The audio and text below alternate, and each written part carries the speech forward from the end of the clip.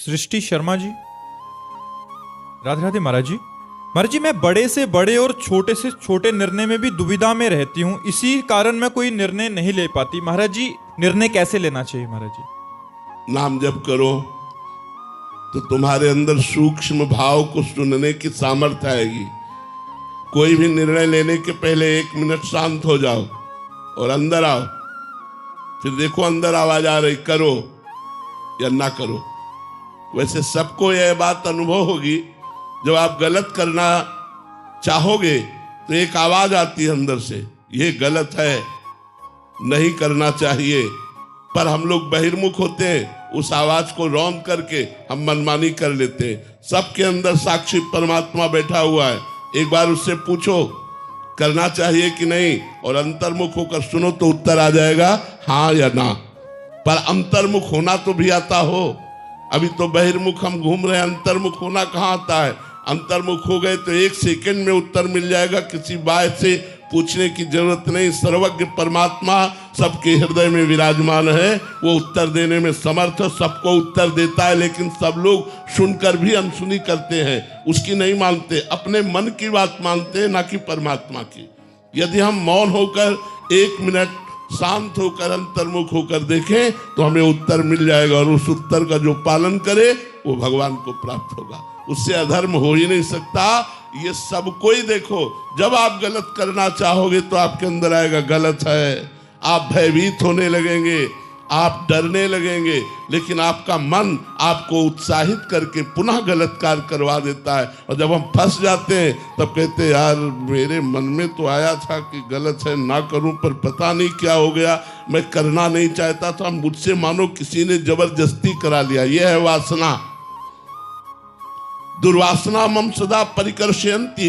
दुर्वासना सदैव हमको गंदे आचरणों की तरफ खींचती है। और नाम जप, सत्संग, शास्त्र स्वाध्याय, परोपकार, ये हमें उन्नतिशील बनाता है, हमें आगे अध्यात्म की तरफ बढ़ाता है। तो अध्यात्मवान बनो, विषयी नहीं। जितेंद्र जी, मध्य प्रदेश से। राधे राधे महाराज जी। महाराज जी, विपरीत परिस्थितियों में शारीरिक हो या मानसिक हो या बाह्य हो, कैसे परेशान ना होकर प्रसन्न रहते हुए उसे जूझे महाराज जी? जब हमें भगवान का आश्रय होता है और भगवान का नाम जब हम बहुत अधिक मात्रा में करते हैं तो हमारे अंदर ये सामर्थ्य आ जाती है कि हम मृत्यु जैसे कष्ट को भी हंसते हुए स्वीकार कर लेते हैं। हर समय अपने कर्तव्य का पालन करते हुए धर्म पूर्वक चलने की चेष्टा कर रहे हैं। और शरीर पीड़ा, कई तरह की बहुत सी विपरीत परिस्थितियां शरीर में है, लेकिन उनको कुछ ना गिनते हुए हम आगे बढ़ रहे हैं।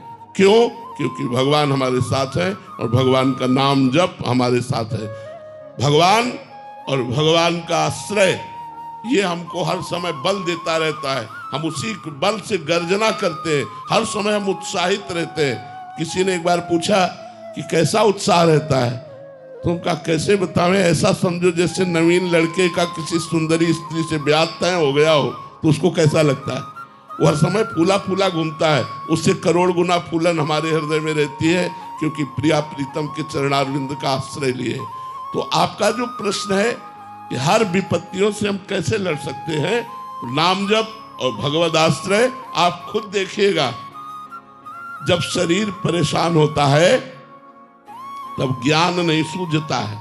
ध्यान रखना, ना उपदेश सुनना अच्छा लगता है और ना उपदेश देना अच्छा लगता है। और यहां उसी स्थिति में उपदेश हो रहा है।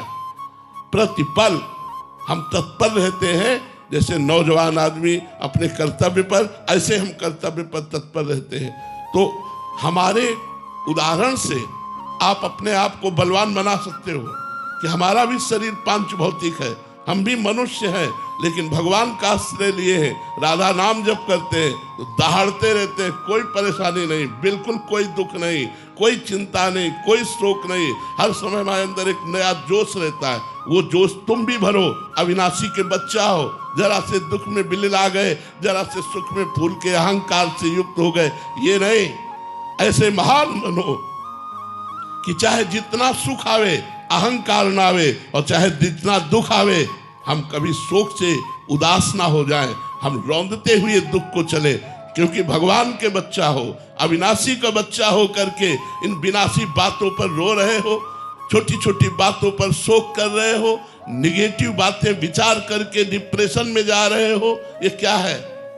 अरे तुम भगवान के अंश हो, भगवान सच्चिदानंदमय है, उस आनंद का अंश आनंद ही होता है। ईश्वर अंश जीव अविनाशी, चेतन अमल सहज सुखराशि। अपने स्वरूप को जगाओ, जागो। कहां सो रहे हो भोगों में?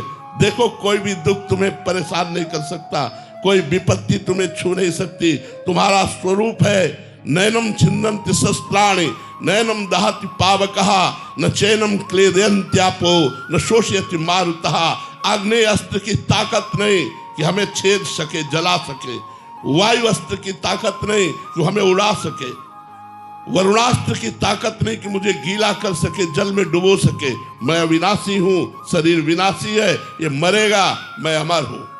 विचार करो, तुम अविनाशी हो करके विनाशी शरीर के थोड़े थोड़े सुखों और दुखों में भूले पड़े हो। जागो, अपने स्वरूप को जगाओ और आनंद में डूब जाओ। चिंता शोक भय से मुक्त हो जाओ।